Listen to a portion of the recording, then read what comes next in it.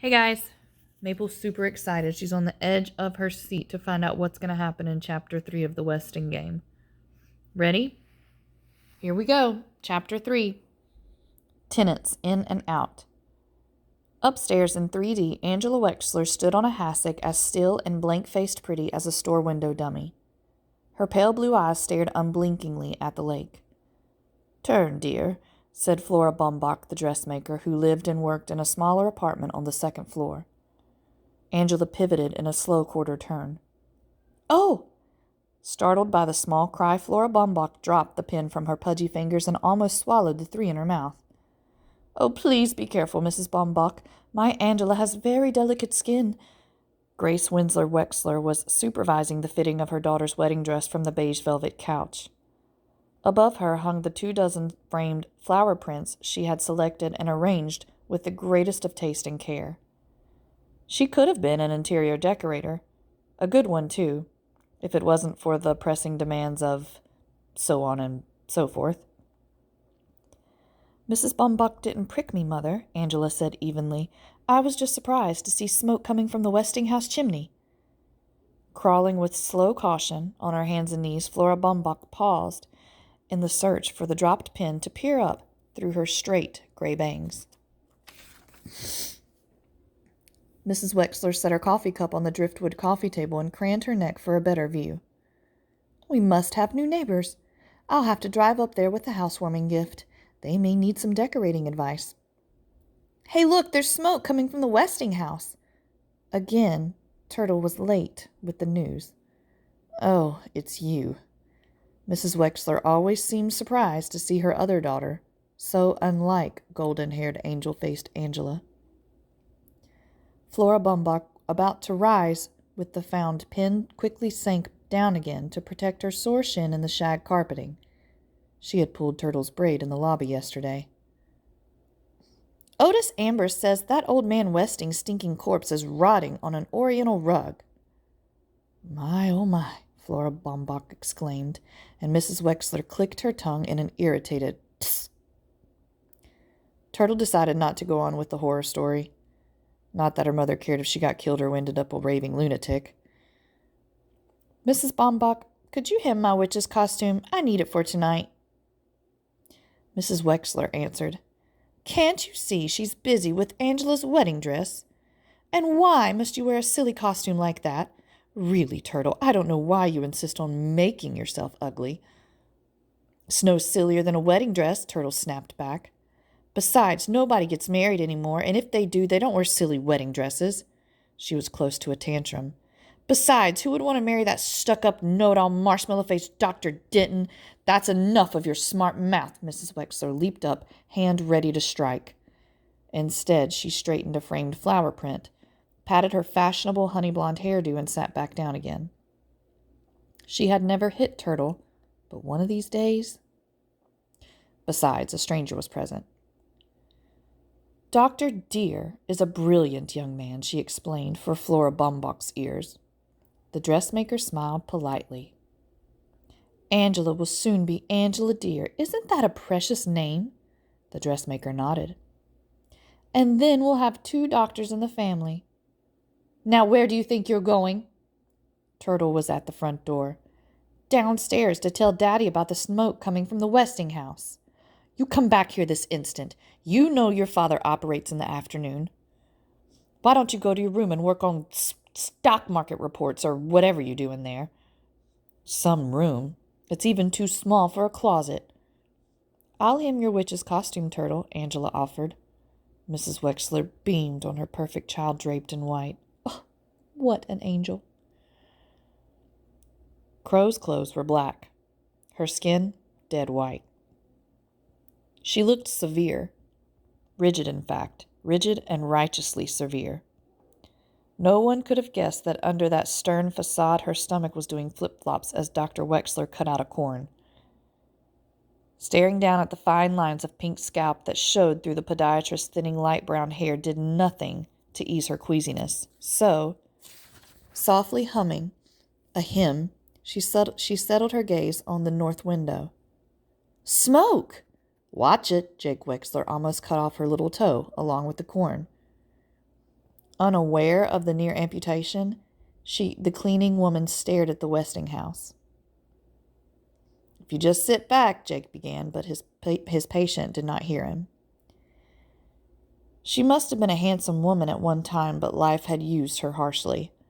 Her faded hair knotted in a tight bun on the nape of her gaunt neck glinted gold red in the light. Her profile was fine, marred only by the jut of her clenched jaw. "Well, let's get on with it. Friday was his busy day. He had phone calls to make. Please sit back, Mrs. Crow. I'm almost finished." "What?" Jake gently replaced her foot on the chair's pedestal. "I see you've hurt your shin." "What?" For an instant their eyes met, and then she looked away. A shy creature, or a guilty one, Crow averted her face when she spoke. "Your daughter Turtle kicked me," she muttered, staring once again at the Westing house. "That's what happens when there's no religion in the home. Sandy says Westing's corpse is up there, rotting away on an oriental rug. But I don't believe it. If he's truly dead, then he's roasting in hell. We are sinners. All." "What do you mean his corpse is rotting on an oriental rug? Some kind of Persian rug, maybe a Chinese rug." Mr. Hu joined his son at the glass sidewall of the 5th-floor restaurant. "And why were you wasting precious time listening to an overage delivery boy with an overactive imagination when you should have been studying?" It was not a question. Doug's father never asked questions. "Don't shrug at me. Go study." "Sure, Dad." Doug jogged off through the kitchen. It was no use arguing that there was no school tomorrow, just track practice. He jogged down the back stairs, no matter what excuse he gave. "Go study," his father would say. "Go study." He jogged into the Who's rear apartment, stretched out on the bare floor, and repeated, "Go study," to 20 sit-ups. Only 2 customers were expected for the dinner hour. Shin Hu's restaurant could seat 100. Mr. Hu slammed the reservations book shut, pressed a hand against the pain in his ample stomach, unwrapped a chocolate bar, and devoured it quickly before acid etched another ulcer. Back home again, is he? Well, Westing won't get off so easy this time, not on his life. A small, delicate woman in a long white apron stood in silence before the restaurant's east window. She stared longingly into the boundless gray distance, as if far, far on the other side of Lake Michigan lay China. Sandy McSuthers saluted as the maroon Mercedes swung around the curved driveway and came to a stop at the entrance. He opened the car door with the ceremony reserved only for Judge J.J. Ford. "Look up there, Judge. There's smoke coming from the Westing house." A tall black woman in a tailored suit, her short clipped hair touched with gray, slipped out from behind the wheel, handed the car keys to the doorman, and cast a disinterested glance at the house on the hill. "They say nobody's up there, just the corpse of old man Westing rotting away on an oriental rug," Sandy reported as he hoisted a full briefcase from the trunk of the car. "Do you believe in ghosts, Judge?" "There is certain to be a more rational explanation." "Oh, you're right, of course, Judge." Sandy opened the heavy glass door and followed on the judge's heels through the lobby. "I was just repeating what Otis Amber said." "Otis Amber is a stupid man, if not downright mad." J.J. Ford hurried into the elevator. She should not have said that, not her, not the first black, the first woman to have been elected to a judgeship in the state. She was tired after a trying day, that was it. Or was it? So Sam Westing has come home at last. Well, she could sell the car, take out a loan, pay him back in cash. But would he take it? "Please don't repeat what I said about Otis Amber, Mr. McSuthers." "Don't worry, Judge." The doorman escorted her to the door of apartment 4D. "What you tell me is strictly confidential." And it was. J.J. Ford was the best tipper in Sunset Towers. "I saw some Chris Theodorakis was too excited to stutter out the news to his brother. One arm shot out and twisted up over his head. Dumb arm. Theo squatted next to the chair. "Listen, Chris, I'll tell you about the haunted castle on the hill." His voice was soothing and hushed in mystery. "Somebody's up there, Chris, but nobody's there, just rich Mr. Westing, and he's dead. dead as a squashed June bug and rotting away on a moth-eaten oriental rug. Chris relaxed as he always did when his brother told him a story. Theo was good at making up stories. And the worms are crawling in and out of the dead man's skull, in and out of his ear holes, his nose holes, his mouth holes, in and out of all his holes. And Chris laughed, and then he quickly composed his face. He was supposed to look scared. Theo leaned closer, and high above the putrid corpse a crystal chandelier is tinkling. It tinkles and twinkles, but not one breath of air stirs in that gloomy tomb of a room. Gloomy tomb of a room. Theo will make a good writer someday, Chris thought. He wouldn't spoil this wonderful, spooky Halloween story by telling him about the real person up there, the one with the limp. So Chris sat quietly, his body at ease, and heard about ghosts and ghouls and purple waves and smiled at his brother with pure delight.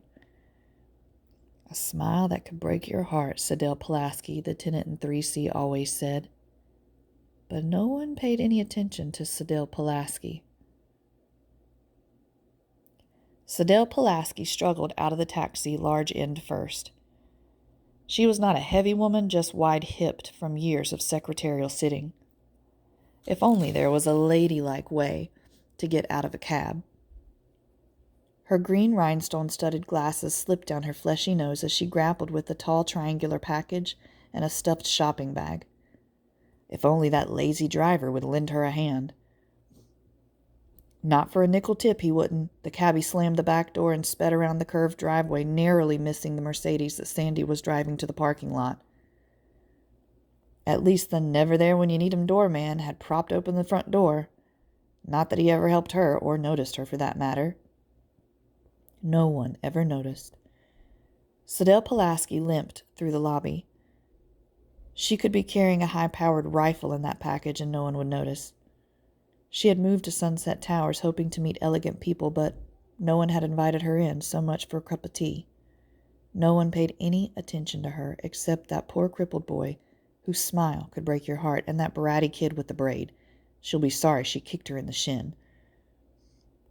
Juggling her load, earrings jingling and charm bracelet jangling, Sadell Pulaski unlocked the several locks to apartment 3C and bolted the door behind her. There'd be fewer burglaries around here if people listened to her about putting in deadbolt locks. But nobody listened. Nobody cared. On the plastic-covered dining table, she set out the contents of the shopping bag. 6 cans of enamel, paint thinner, and brushes. She unwrapped the long package and leaned 4 wooden crutches against the wall. The sun was setting over the parking lot, but Sadell Pulaski did not look out her back window. From the side window, smoke could be rising from the Westinghouse, but Sadell Pulaski didn't notice. No one ever notices Sadell Pulaski, she muttered. But now they will. Now they will.